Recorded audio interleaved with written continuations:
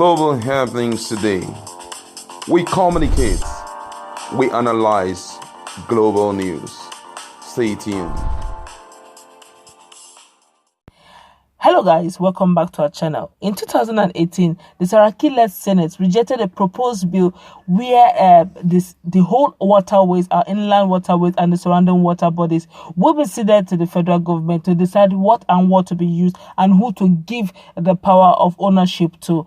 Fast forward 2020, the bill has emerged in July 23rd. It went into third and final hearing, and a lot of Nigerians have reacted to this matter. Even Professor Wole Soyinka has realized that there's a lot at stake here, and is giving Nigerians and other prominent persons are beginning to talk about this matter, and it's getting very serious. It's getting very hot. But before we go into the newspaper and further analysis, we'd like you to subscribe to our channel by clicking on the red subscribe button. Beside it, you will see a bell notification icon.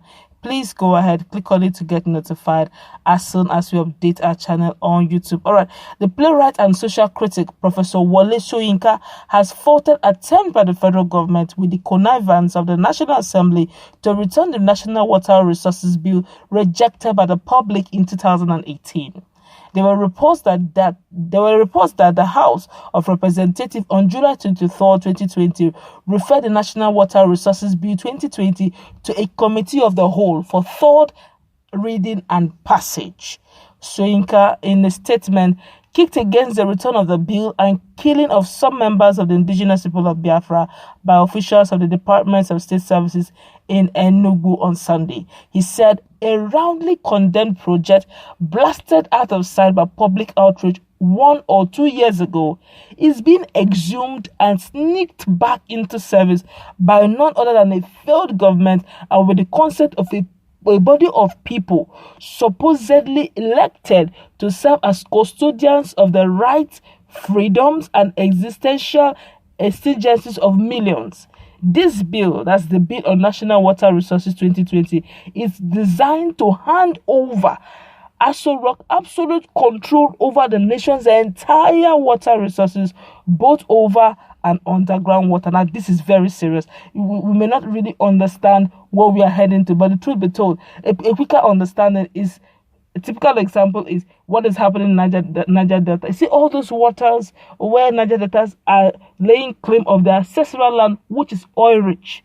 With this bill, automatically all Niger Delta oil and the minerals and natural resources embedded in every region in Nigeria will belong to the central, which is the federal government, and they will decide who owns what. So you can even be, it could be your ancestral land, already known that you are the owner, but now ceded to the federal government. So you are no longer the owner, you are just there occupying. They can decide to evacuate you and put another person, as the case may be, because by law it belongs to the central, which is the federal government, and no longer the locals. You suffer the consequences of oil spillage and whatever the case may be, but the benefits will no longer go to you, but go to foreigners as the federal government decide who or what will become what. But let's continue with the news. He now went further to say this. He said, what is the next exclusive list? He said, the rains. I declare myself in full agreement with virtually every pronouncement of alarm, outrage, opprobrium and repudiation that has been heaped upon this bill and its parentage, both at its first outing since this recent re-emergence. It is time to move beyond denunciation, however, and embark on practical responses for its former deactivation, as totally stop it. However, he said, but however, for it to be done, it has to be done permanently. Let us retain in our minds that from the same source that preached the streams of righteousness is encountered the promise of no more floods, the fire next time. Now, this is very serious. Let's quickly take what other people are saying over this matter, because other persons have spoken as beside Professor Wole Soyinka. Other groups like the Southern and Middle Belt Leaders Forum rejected the water bill and advised communities to demand explanations from the representatives in the National Assembly. It called on all communities opposed to the bill, which it said was meant to grab land around the waterways for cattle headers to use, to organize communities, special sittings for the representative to explain the meaning of the latest move and the roles in it. A co-spokesman also went further to speak, especially for Yinka Odumaki in an interview. He said, freedom-loving Nigeria should be ready for protracted resistance to this move to grab land around waterways for Tiala by the executive arm of the government. On its part, the Ohaneze Ndigbo, the Igbo Apex Social Cultural Organization, said the bill will not only be rejected again, but it will also be challenged for its legality. The National Assembly, the National Publicity Secretary of Ohaneze Ndigbo, Prince Oche Okpanga, who spoke with one of the correspondents, said it is a tinderbox that must certainly explode if they choose to embark on such a perpetuous peregrination. I don't know what he's trying to write here. He said, but Prince Okpaka said there is no gain, saying that the implication is as envisaged that the federal government will acquire the waterways from the people and keep the same at the disposal of unwelcome visitors or aliens. A clear, unfair, and a natural case of robbing Peter to pay Paul. Well, when Nigerians fail to resist such ungodly acts, the next will be an act to take our compounds from us so that we begin to operate in oblivion. Also, the Middle Belt Forum warned the National Assembly against conniving with the federal government to return the bill, warning that if it passed, it will set Nigeria on fire. National President of the Middle Belt Forum, Dr. Bitrus Bogos, gave the warning while speaking to one of our respondents. Bogos said that the reason which made Nigerians to reject the bill in the first place had not changed, as it was a ploy by the Muhammad Buhari-led regime to confiscate the ancestral land of Nigerians through the back door and transfer their ownership to his kinsmen, the Fulanis. Now, this is what we are talking about. See, let's I talked about revolution. It's a revolution that Nigerians don't understand. How can they started with RUGA? We said, no, we don't want RUGA. We don't need RUGA. It's not compulsory. We don't want... Okay, if you say the cows, run your cows, eat them. We'll find a way around it. They said, okay. If RUGA is a problem, there's no problem. We'll take back the RUGA. They turned the name to National Livestock, of which the vice president was the one propagating it. It didn't change the fact that it was still RUGA. Nigerians understood the scope. They said, whatever name you call it, either National Livestock or RUGA is one and the same. We say we don't want. They try to say, no, we need agriculture to grow. All of us know how to farm agriculture. Every man to himself, to your tent, O Israel. Everybody carry your own load. As if it's not enough. Okay. Finally, they realized Nigerians are not allowing things to work in. They started going through the bushes. We say, don't live inside bush. Come out, live like human being. As if that was also not enough. They now went through the bill of, they went to the Senate. The bill came during the time of Bukola Saraki. Nigerians vehemently, publicly, it was renounced, it was rejected, it was not allowed.